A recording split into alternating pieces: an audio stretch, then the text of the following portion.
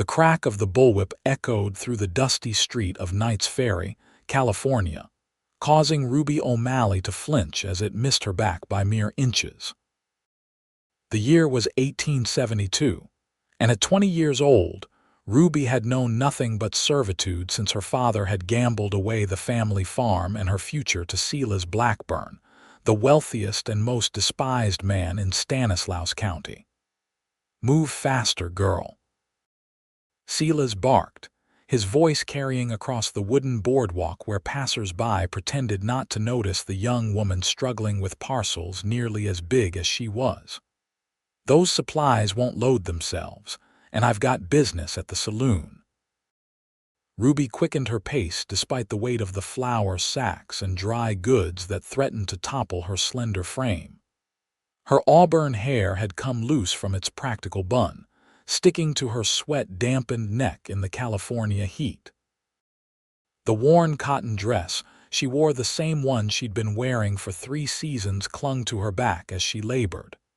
"Yes, Mr. Blackburn," she murmured, knowing better than to argue. 6 years of being Silas's property had taught her that resistance only brought more pain. "Don't you yes me in that tone," Silas growled, raising the whip again. "I bought you fair and square when your daddy couldn't pay his debts. You do well to remember your place." Ruby braced herself for the strike, but it never came. Instead, she heard a deep voice cut through the tension like a knife. "I don't believe the lady appreciates your manner of encouragement, Blackburn."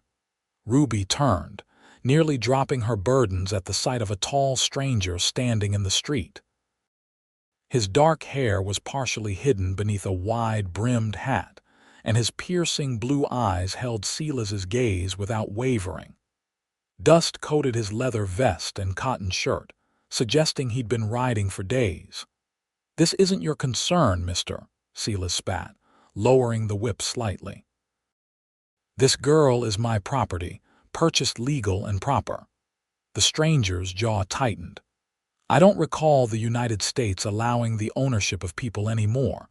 War ended that practice 7 years ago." "Indentured servitude ain't slavery," Silas countered, his face reddening. "Her daddy signed the papers himself." The stranger stepped closer, and Ruby noticed the twin Colt revolvers at his hips. He moved with the fluid grace of a man accustomed to danger. "My name's Ross Kincaid," he said, addressing Ruby directly as if Silas weren't even there. "And I believe every person deserves to be treated with dignity." Silas sneered. "You new in town, Kincaid, because around here we mind our own business." "I'm passing through," Ross replied evenly. "Looking for work with the cattle outfits." "But I make it my business when I see a lady being mistreated." Ruby's heart pounded. No one had ever spoken up for her before, certainly not a handsome stranger with eyes that seemed to look right through to her soul. "I'm fine, sir," she said quietly, knowing the consequences of appearing ungrateful to Silas. "Mr. Blackburn is right. I need to hurry with these supplies." Ross frowned but gave a slight nod. "As you wish, miss, but if you change your mind—" "She won't," Silas cut in, grabbing Ruby's arm roughly. "Come on, girl. We've wasted enough time." As Silas dragged her toward his wagon, Ruby couldn't help but glance back at the stranger. Ross Kincaid stood watching them, his posture tense as if ready to intervene at any moment. Their eyes met briefly, and in that moment, Ruby felt something she hadn't experienced in years' hope. Over the next few days, Ruby found herself thinking about the mysterious cowboy more than she cared to admit.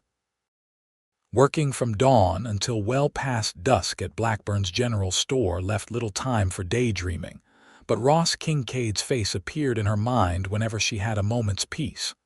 "Ruby, where are those account books?"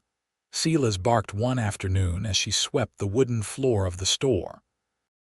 "Right here, Mr. Blackburn," she replied, hurrying to retrieve them from beneath the counter. "Worthless girl," he muttered, snatching them from her hands. "Can't even keep things where I can find them."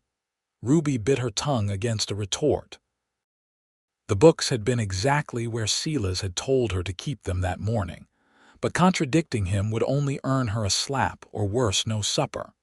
The bell above the door jingled, and Ruby's breath caught in her throat as Ross Kincaid stepped into the store. He'd cleaned up since their first encounter, his clothes less dusty, his face freshly shaved. He nodded politely to Silas before his gaze found Ruby. "Afternoon," he said, tipping his hat. "I'm in need of some supplies. Been hired on at the Patterson Ranch outside of town." Silas straightened, his demeanor shifting instantly from tyrant to businessman. "Patterson, you say? James Patterson runs a respectable outfit. What can I get for you?" "Coffee, flour, beans," Ross listed, approaching the counter. "Some tobacco and ammunition for my Colts. Oh, and if the lady wouldn't mind assisting, I could use some help selecting a new shirt." His eyes met Ruby's, and she saw the deliberate intent behind his request. "The girl's busy," Silas replied automatically.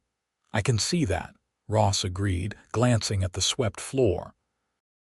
"But I'm willing to pay extra for personalized service.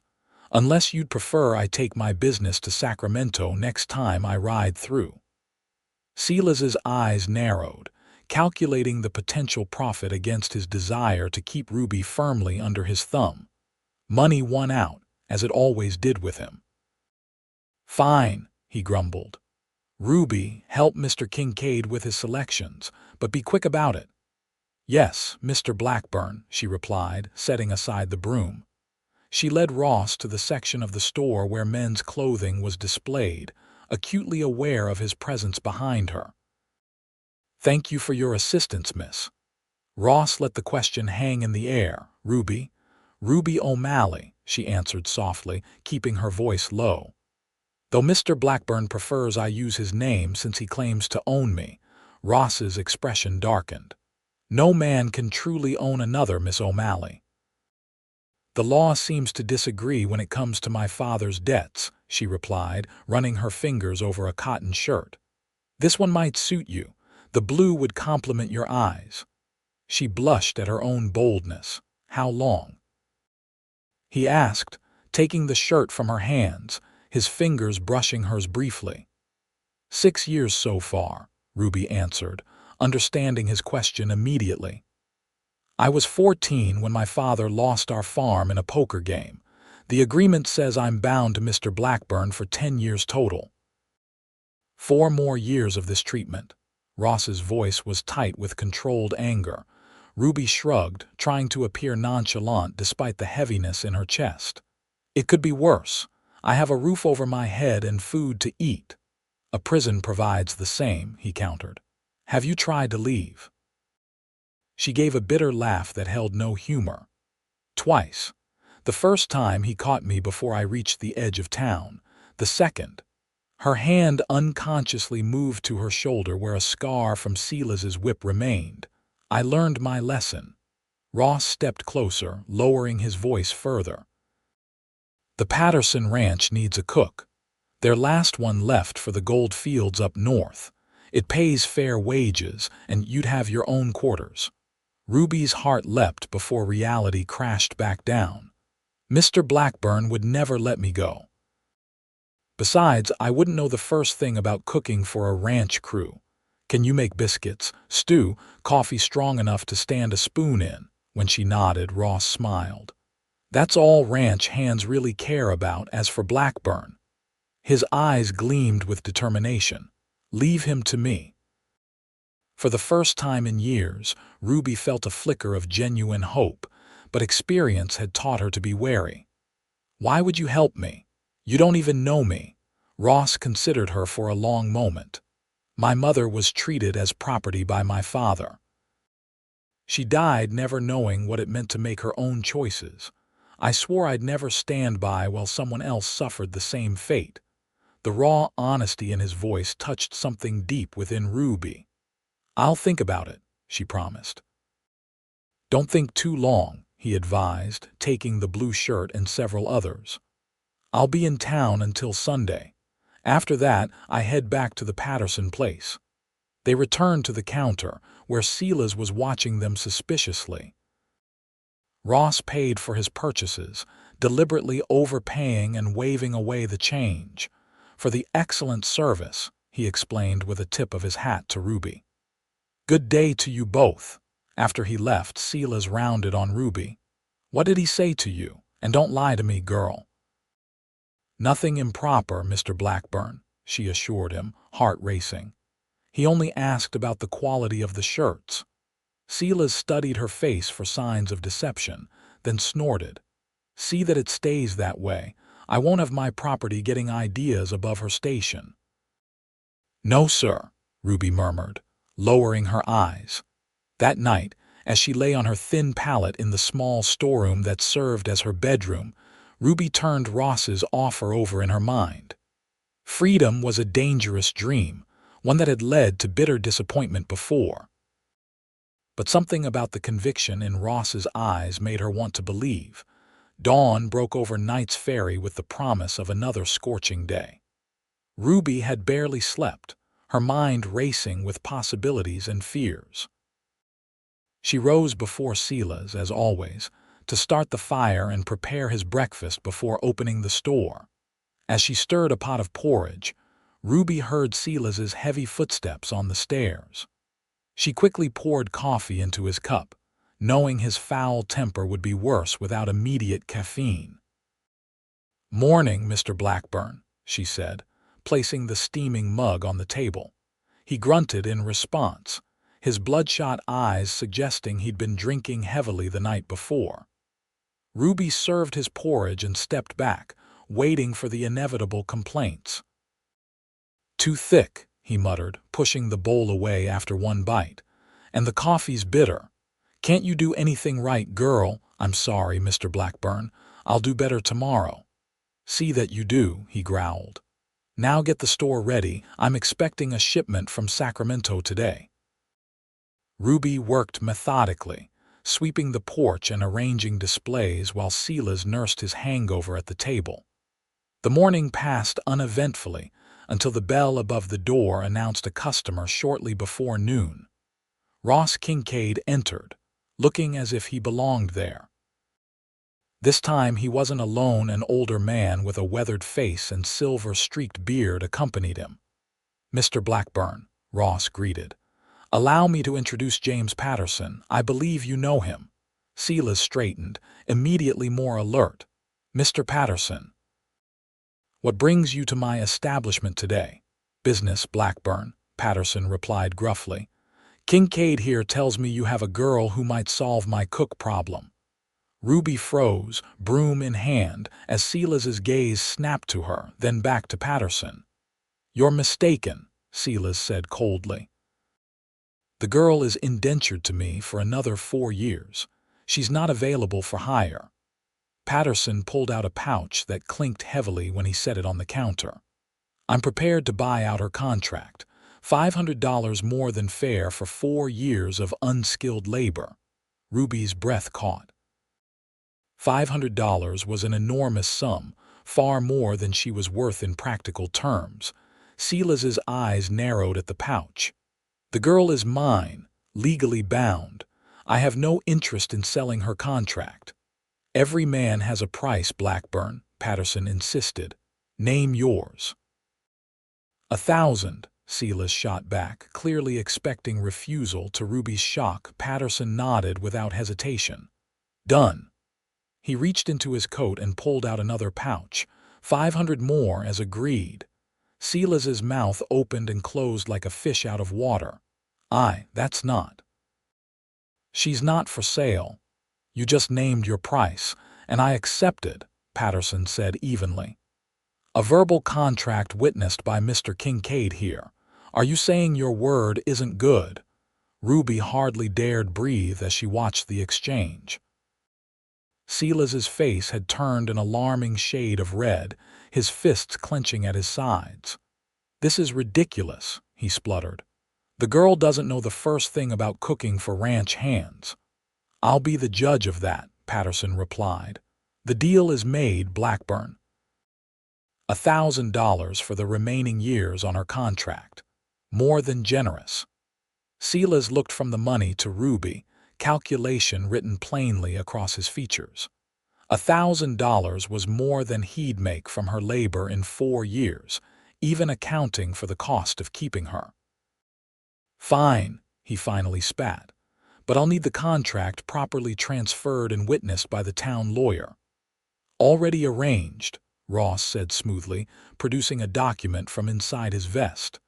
"Judge Monroe is waiting at his office to witness the transfer. We can head there now." Ruby could hardly believe what was happening. The conversation had the surreal quality of a dream, leaving her frozen in place until Ross's gentle voice broke through her stupor. "Miss O'Malley, would you like to gather your belongings?" She nodded numbly, setting aside the broom and hurrying to the storeroom. Her possessions were pitifully few: a change of clothes, a hairbrush with several broken teeth, and a small wooden box containing her only treasure, a cameo brooch that had belonged to her mother. By the time she returned, Silas was pulling on his coat, his expression thunderous. "This doesn't sit right with me, Patterson, but a deal's a deal. Let's get it over with." "Miss O'Malley will accompany us," Ross stated firmly. "As the subject of the contract, her presence is required." The walk to Judge Monroe's office was the strangest of Ruby's life. She trailed slightly behind the 3 men, clutching her small bundle, aware of the curious stares from townspeople who had never seen her walking freely on the streets without Silas barking orders at her. Judge Monroe was indeed waiting, his spectacles perched on his nose as he reviewed the contract Ross had prepared. "Everything appears to be in order," he confirmed. "Mr. Blackburn, you agree to transfer the remaining term of Miss O'Malley's indenture to Mr. Patterson for the sum of $1,000. "Yes," Silas grumbled. "Miss O'Malley." The judge turned to her, his expression softening slightly. "Do you understand what is happening here?" Ruby nodded. "My contract is being transferred from Mr. Blackburn to Mr. Patterson." "Correct. And while I cannot change the terms of the original indenture, I want to ensure you are not being transferred against your will. Do you consent to this arrangement?" Ruby looked at Ross, whose steady gaze gave her courage. "Yes, Your Honor, I consent." The judge nodded and indicated where each party should sign. Once the document was completed and the money exchanged, he stamped it officially. "The transfer is complete. Miss O'Malley is now contracted to Mr. Patterson until April 15, 1876. As they left the office, Silas paused just long enough to hiss at Ruby. "Don't think you've escaped, girl. When Patterson realizes what a worthless piece of property you are, you'll be back begging me to take you in again." Before she could respond, Ross stepped between them. "Miss O'Malley is under Mr. Patterson's protection now, Blackburn. You do well to remember that." Silas spat on the ground and stalked away, the pouches of gold clinking at his waist. Once he was gone, Patterson turned to Ruby with a kind expression she hadn't expected. "Well, Miss O'Malley, I should explain something. While I am indeed in need of a cook, and you're welcome to the position, there's been a bit of creative negotiation here." Ruby's stomach clenched with uncertainty. "Sir, the truth is," Patterson continued, "Kincaid here came to me with your situation. He fronted the entire $1,000 himself. I'm merely helping an old friend of my late brother's." Ruby turned to Ross in astonishment. "You paid $1,000 to free me from Mr. Blackburn. Why would you do such a thing?" Ross shifted uncomfortably. "Not to free you exactly. Legally, you're still indentured just to Mr. Patterson now. But—" he glanced at the older man, who nodded encouragingly. "Mr. Patterson has agreed that while your contract may say one thing, your actual arrangement will be quite different." "Different how?" Ruby asked cautiously. "For starters, you'll receive proper wages for your work," Patterson explained. "Room and board plus $20 a month, which I'll hold for you until your contract officially ends. By then, you'll have over $900 saved enough to start fresh wherever you choose. Ruby's head spun at the sum. It was more money than she'd ever dreamed of possessing. Second, Patterson continued, you'll have Sundays to yourself and reasonable working hours. No more dawn to midnight labor. And third, Ross added softly, you'll be treated as a person, Miss O'Malley, not property. Never property. Tears welled in Ruby's eyes and she hastily wiped them away. I don't know how to thank you both. You can thank me by making decent biscuits, Patterson said gruffly, though his eyes were kind. As for thanking Kincaid, that's between the two of you. Now, I need to see about some supplies before we head back to the ranch. Meet me at the livery in an hour. As Patterson walked away, Ruby found herself alone with Ross for the first time. Why would you spend so much money on someone you barely know? She asked quietly. Ross looked down at his boots, then met her eyes with a directness that made her heart skip. Because sometimes a man sees something worth more than gold. He cleared his throat. Besides, I'm not completely altruistic. I'll be working at the Patterson Ranch too, and frankly, the previous cook's meals were enough to make a man consider returning to the war. This startled a laugh from Ruby, the sound strange to her own ears after so many years of suppressing joy. I can't promise my cooking will be worth $1,000, but I'll certainly try to make it palatable. I have faith in you, Miss O'Malley. Ruby, she corrected. Please call me Ruby. Ruby, he repeated, her name sounding like something precious in his voice. We should get you settled at the ranch before dark. Do you need anything else from town before we leave? She shook her head, still dazed by the sudden turn her life had taken. No, I'm ready. The Patterson Ranch sprawled across several hundred acres of rolling hills, 15 miles outside of Knight's Ferry. The main house was a substantial two-story structure with a wide porch, while the bunkhouse, barn, and cookhouse formed a loose semicircle nearby. As their wagon approached in the late afternoon, Ruby took in the sight with growing apprehension. The cook's quarters are attached to the cookhouse, Ross explained, pointing to a small addition on the larger structure. Nothing fancy, but private. It's more than I've had in years, Ruby assured him, her hands twisting nervously in her lap.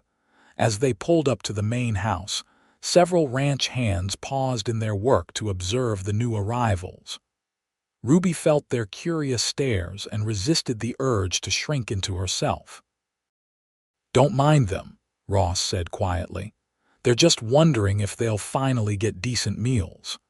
Patterson climbed down from the wagon and addressed the gathered men. This is Miss O'Malley, our new cook. You'll treat her with the same respect you'd show my wife or daughter, understood? A chorus of yes, sir, followed his statement. Cooper, Patterson called to a lanky young man, help Miss O'Malley with her things and show her to the cook's quarters. Not much to help with, Ruby said with a self-conscious laugh as she held up her small bundle. We'll remedy that, Patterson assured her. My wife left some dresses that might suit you with a bit of alteration, and the next supply run to Sacramento can include fabric for new ones. Ruby blinked back tears at this unexpected kindness. Thank you, Mr. Patterson. Rest today, he instructed. Get acquainted with the cookhouse. You can start your duties tomorrow. Cooper, who couldn't have been more than 18, led Ruby to her new quarters with an awkward politeness. Sorry it ain't much, Miss O'Malley, but it's clean. Mrs. Patterson made sure of that before she passed last winter. The room was indeed small but featured a real bed with a proper mattress, a washstand with a pitcher and bowl, a chest of drawers, and even a small window with actual glass. To Ruby, who had slept on a pallet in a storeroom for 6 years, it seemed like a palace.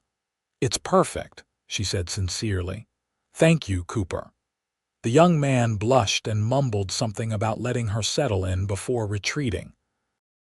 Once alone, Ruby sat on the edge of the bed, running her hands over the quilt in wonder. For the first time since her father had gambled away their farm, she had space that was truly hers. A soft knock at the door interrupted her reverie.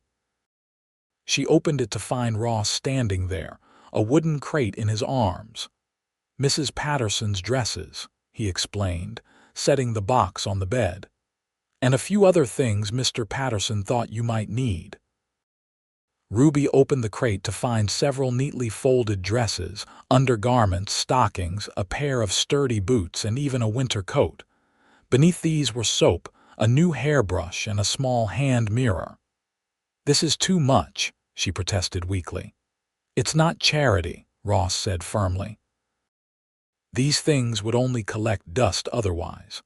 Martha Patterson was about your size, though perhaps a bit taller."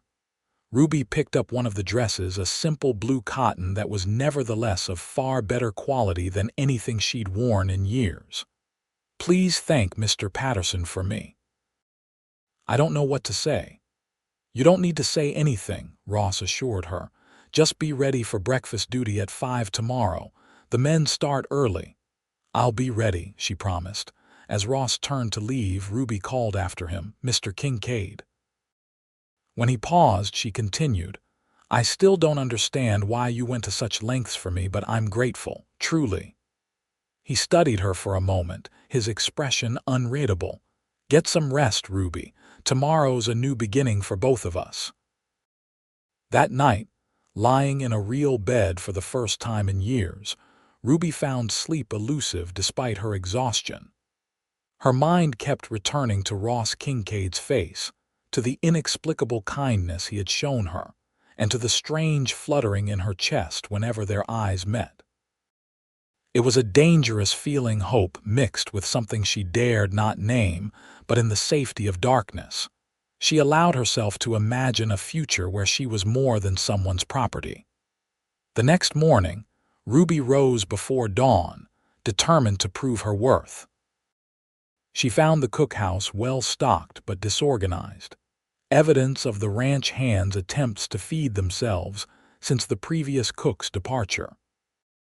Rolling up her sleeves, she set about preparing a breakfast of biscuits, gravy, fried potatoes, and coffee strong enough to stand a spoon in, as Ross had put it. By the time the ranch hands began filing in at 5:30, the cookhouse was filled with the aroma of fresh food. The men entered cautiously, eyeing the laden table with a mixture of suspicion and hope. "Morning, Miss O'Malley," Cooper greeted, removing his hat as he entered. The others followed suit, a courtesy that brought a flush to Ruby's cheeks. "Good morning," she replied, suddenly shy in the face of a dozen curious gazes. "Please help yourselves." The men needed no second invitation. They filled their plates and began eating with the focused intensity of those who viewed food as fuel rather than pleasure. Ruby watched anxiously for their reactions. "These biscuits are actually soft enough to eat without soaking them first," one weathered cowboy remarked with evident surprise. "And the coffee don't taste like it was made with creek water." Coming from ranch hands, these were high compliments indeed. Ruby smiled as conversation gradually filled the room, the initial awkwardness giving way to the comfortable rhythm of men enjoying a good meal. Ross entered last, exchanging greetings with the others before filling his plate. He caught Ruby's eye across the room and gave her an approving nod that warmed her more than it should have. After breakfast, as the men filed out to begin their day's work, Ross lingered behind. "You've already won them over," he observed, helping her clear the tables despite her protests. "The way to a man's heart is through his stomach, my mother used to say," Ruby replied, then blushed at the implication of her words. Ross smiled, the expression transforming his usually serious face. "Your mother was a wise woman. Though I suspect there's more to you than just cooking skills that will win hearts around here." Before Ruby could formulate a response to this cryptic statement, he tipped his hat and departed, leaving her to wonder if he'd been speaking generally or specifically about himself.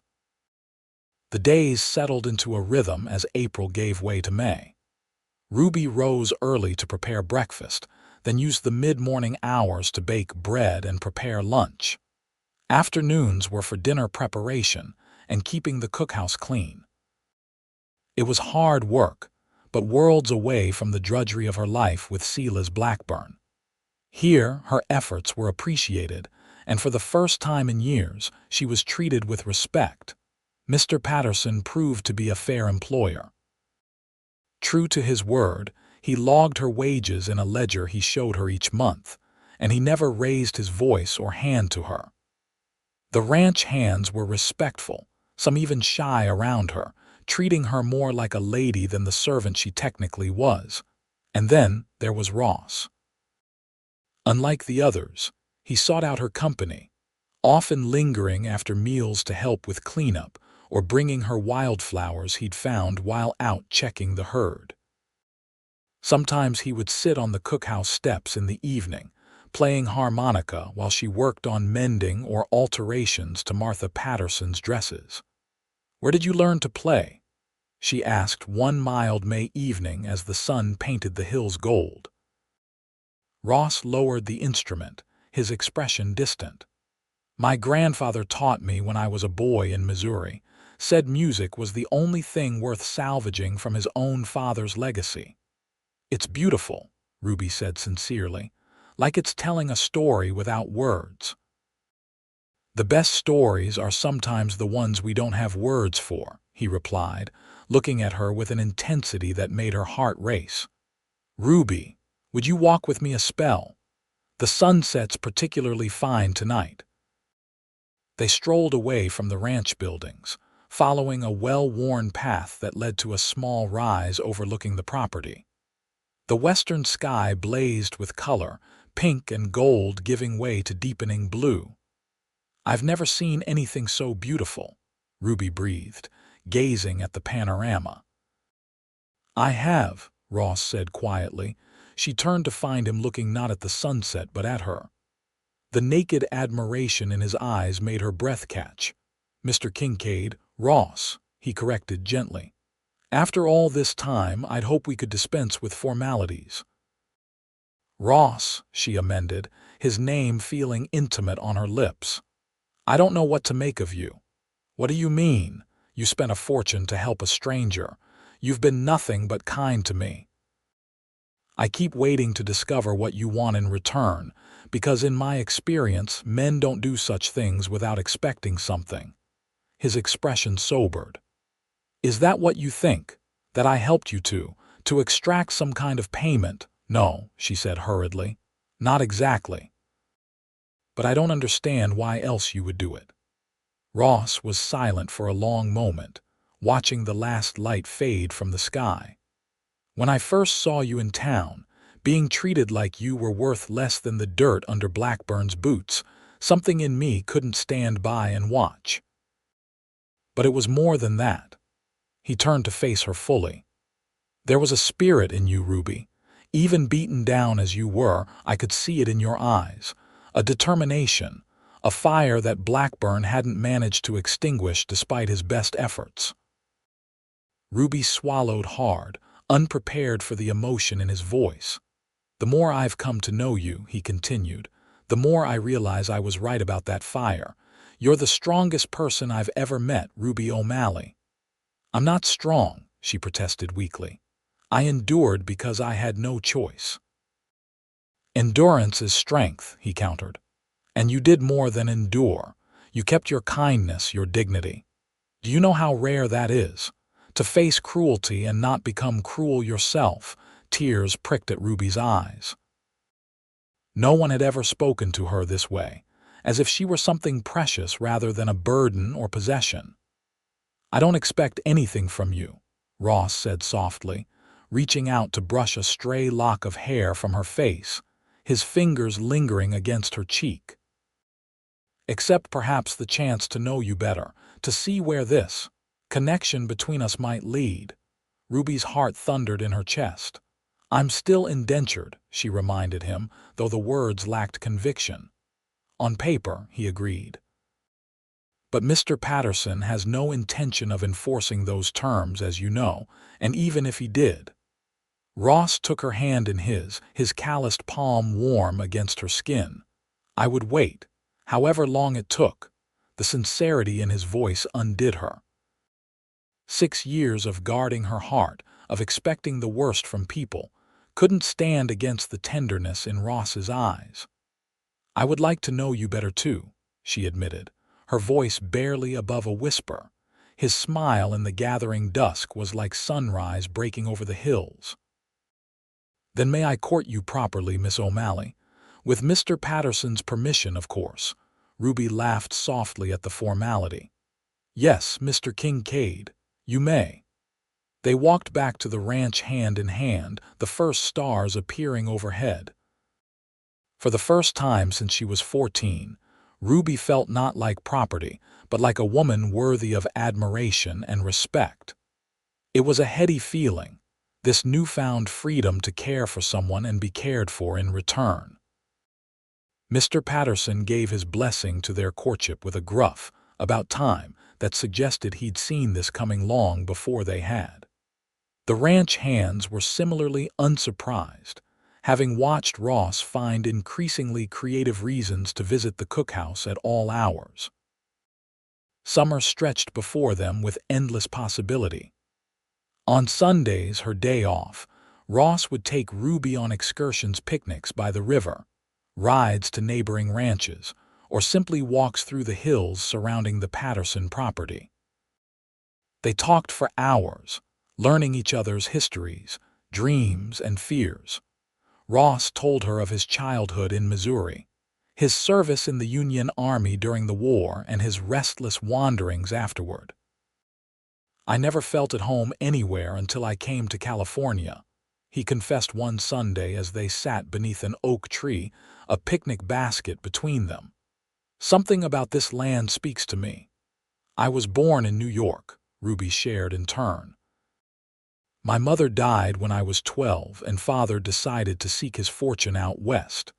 We traveled for months by wagon train until we reached California. He bought a small farm outside Knight's Ferry, but after Mother's death, something in him broke. He started drinking, gambling, and eventually lost everything." Ross took her hand, his thumb tracing circles on her palm. "You don't have to talk about it if it's painful." "It's strange," she said, watching a hawk circle overhead. "For so long I couldn't bear to think about the past. But now, telling you, it feels like releasing a burden I've carried too long." "You'll never have to carry your burdens alone again," he promised, and she believed him.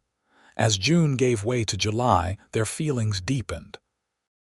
Ruby found herself watching the clock each day, counting the hours until Ross returned from working with the cattle.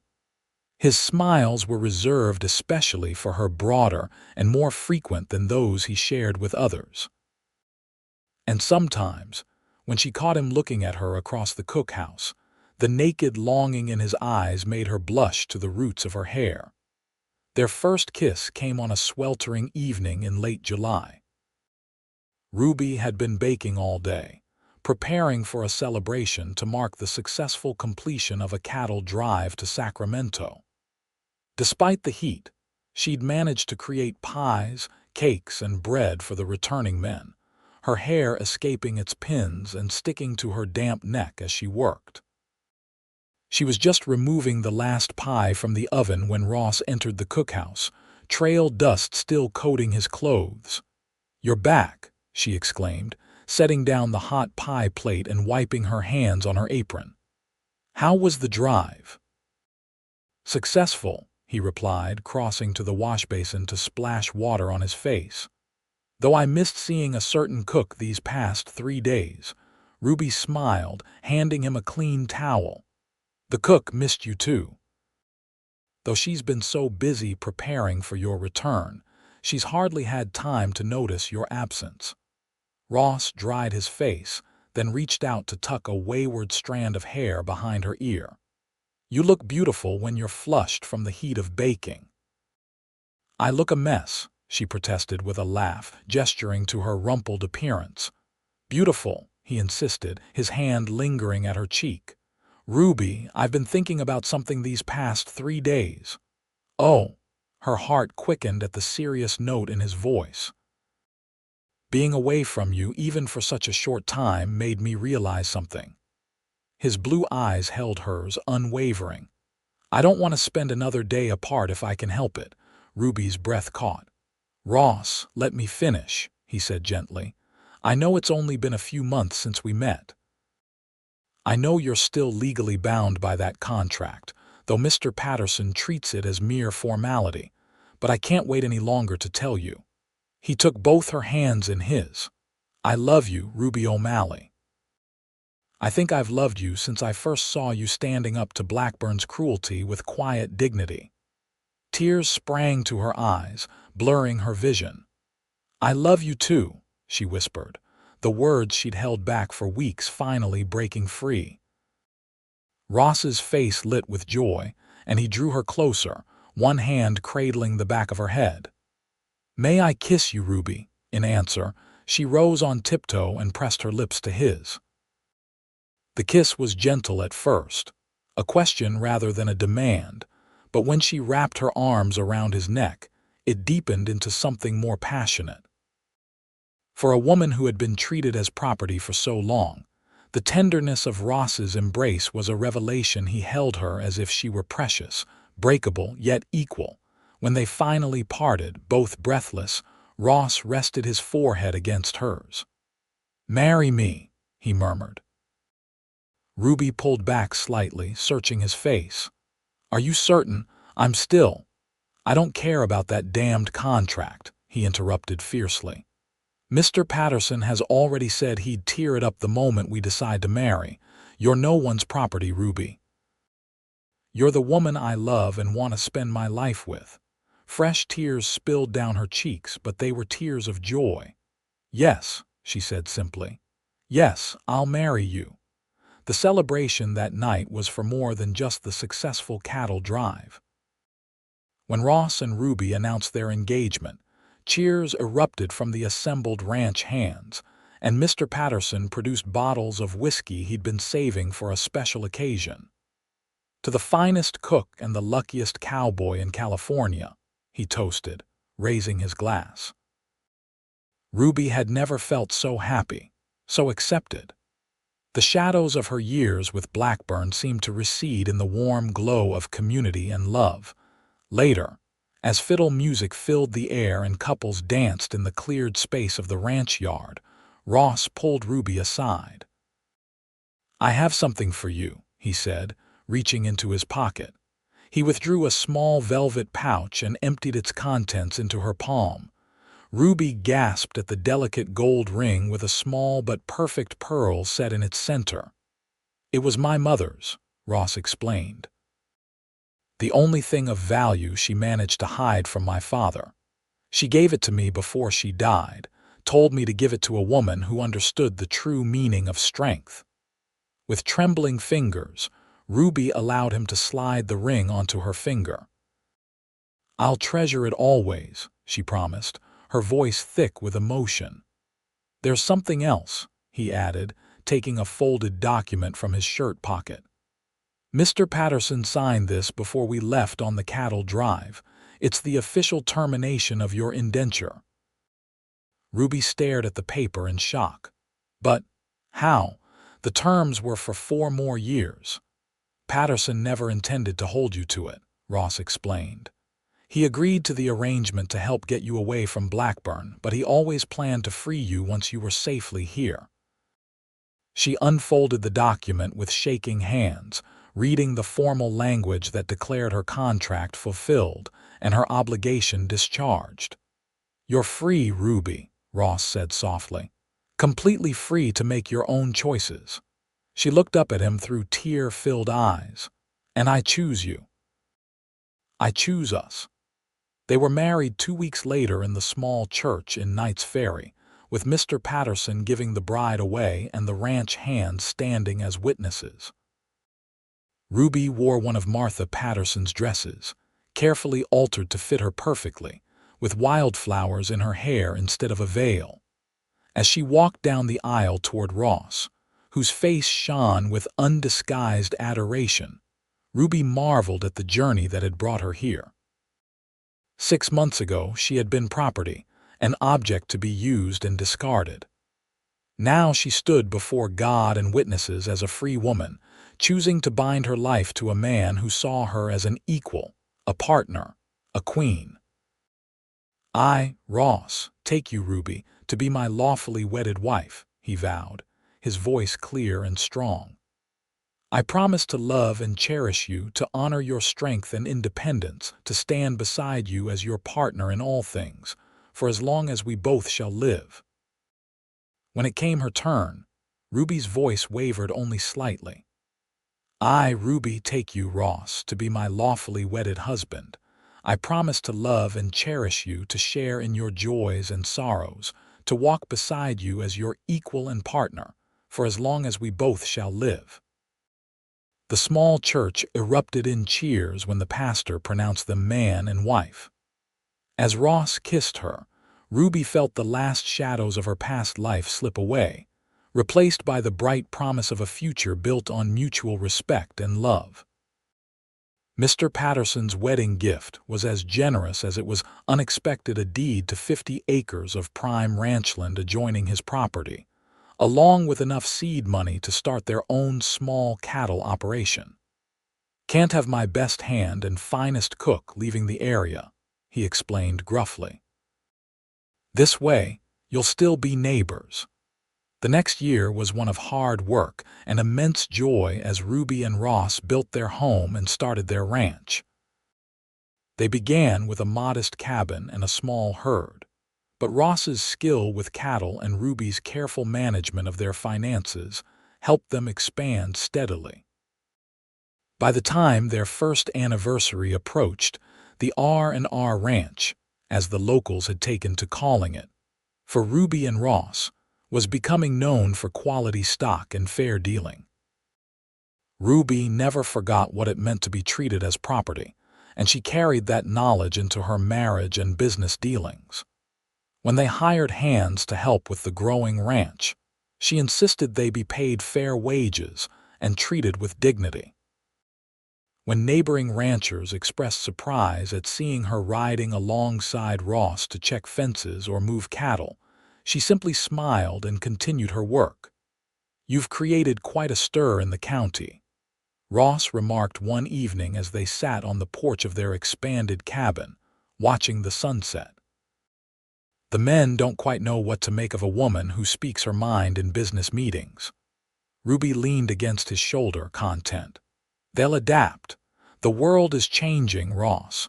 Women won't always be considered property or second-class citizens." "I wouldn't have you any other way than exactly as you are," he assured her, placing a hand on her slightly rounded belly. "And our daughter will grow up knowing her worth isn't determined by any man." "Or son," Ruby corrected with a smile, covering his hand with hers. The baby due in winter was their newest joy. "Daughter," Ross insisted with a playful stubbornness, "with her mother's spirit and red hair." "We'll see," Ruby laughed, tilting her face up for his kiss. Their child, a son, they named James Patterson Kincaid, after their benefactor was born on a clear December night in 1873. Ruby had insisted on a midwife rather than the doctor from Sacramento, trusting the older woman's experience over medical theories that treated women as delicate invalids. Ross paced outside the bedroom for hours until the midwife finally invited him in to meet his son.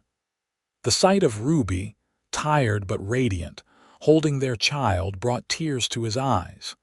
"He's perfect," Ross whispered, gently taking the bundled infant in his arms. "Though I was so certain we'd have a girl." "Perhaps next time," Ruby said with a smile. "Next time," he agreed, sitting beside her on the bed and wrapping an arm around her shoulders. "You were magnificent, my love." "We did it together," she replied, leaning against him as they both gazed at their son. "Like partners." As little James grew, So did the ranch. By his first birthday, they had expanded to over 100 head of cattle and added a barn and bunkhouse for the 3 hands they now employed full-time. Ruby continued to be involved in all aspects of the ranch, balancing motherhood with business in a way that scandalized some but inspired others.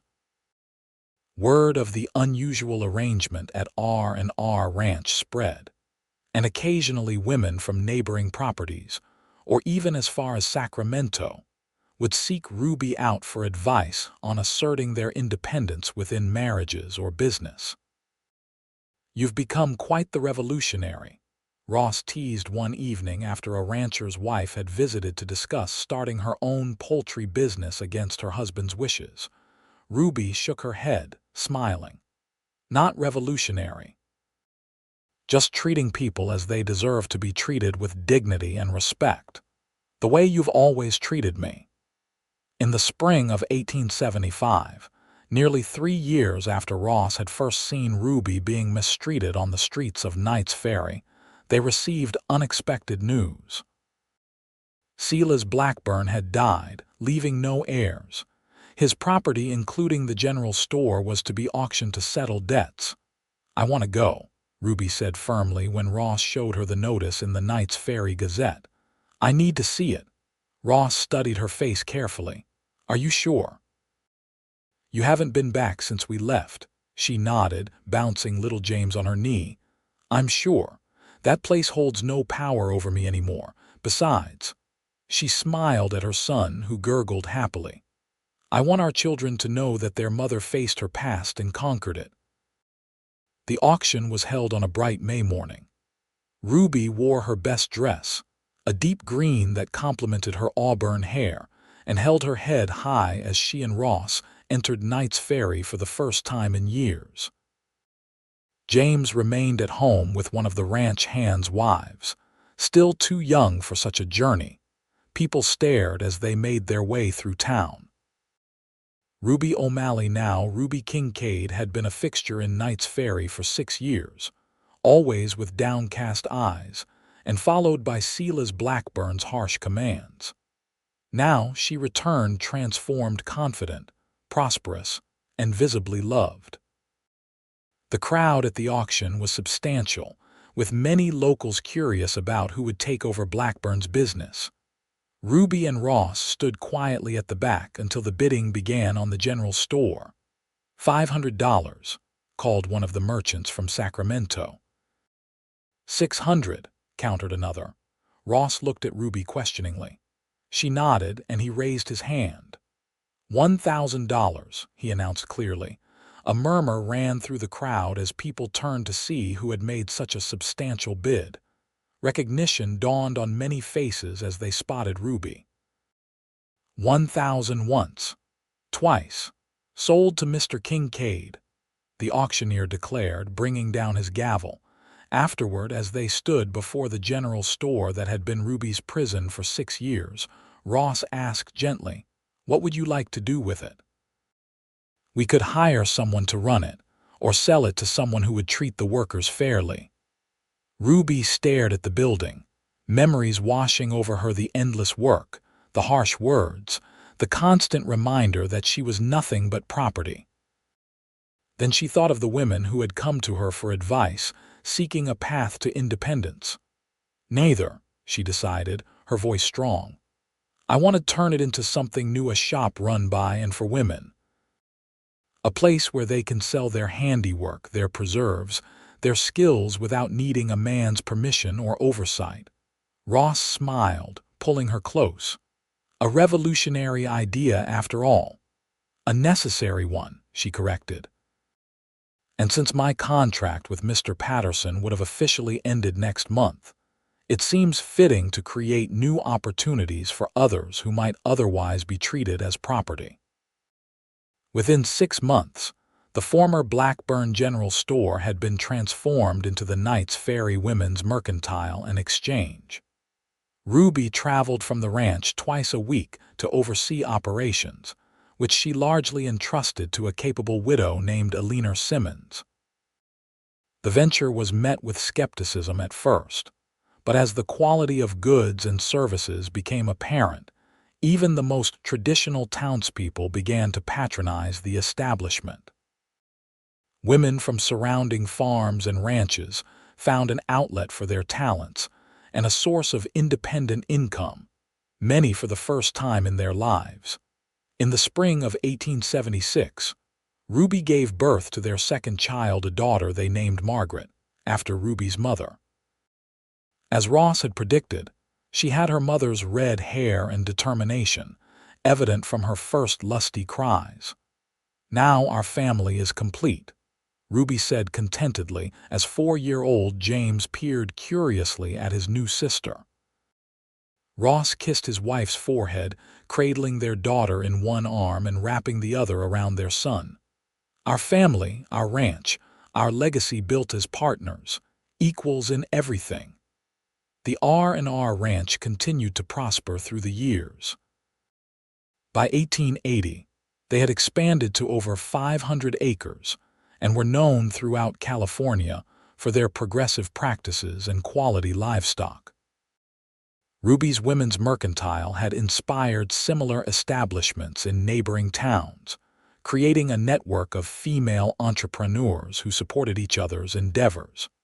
James grew into a thoughtful young man who combined his father's skill with cattle and his mother's head for business.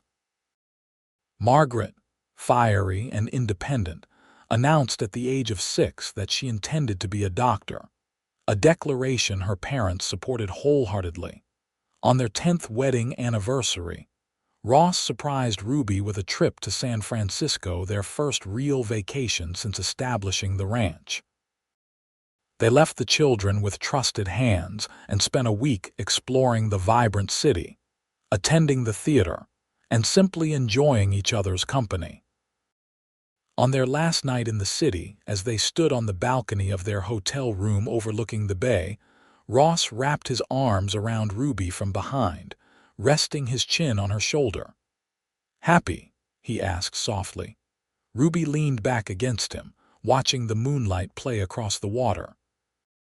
"More than I ever dreamed possible." She turned in his arms to face him, noting the silver beginning to thread through his dark hair, the laugh lines deepening around his eyes. "Do you ever regret it, spending $1,000 on a cook you barely knew?" Ross laughed, the sound rich and warm in the night air. "Best investment I ever made, though I didn't buy a cook, Ruby. I freed a queen. And found a partner," she added, rising on tiptoe to kiss him. "And found a partner," he agreed against her lips, "for life." As they returned to their ranch, to their children and the life they had built together, Ruby reflected on the journey from property to partnership. What Ross had given her wasn't just freedom from Blackburn's cruelty.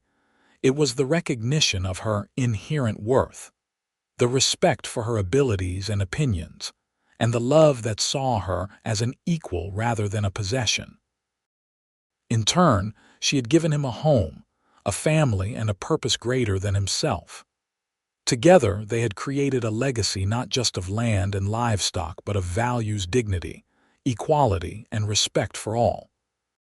The sun set over the R&R Ranch, painting the hills gold just as it had on that first evening when Ross had asked to court her. Watching from the porch of their home, their children playing nearby, Ruby and Ross stood side by side, partners in all things, their hands intertwined as they faced the future together. The story of the woman who was treated like property by everyone around her, until a cowboy treated her like a partner and a queen, had become legend in Knight's Ferry and beyond. But for Ruby and Ross Kincaid, it wasn't legend, it was simply their love story, written across the rolling hills of California and in the hearts of all whose lives they touched.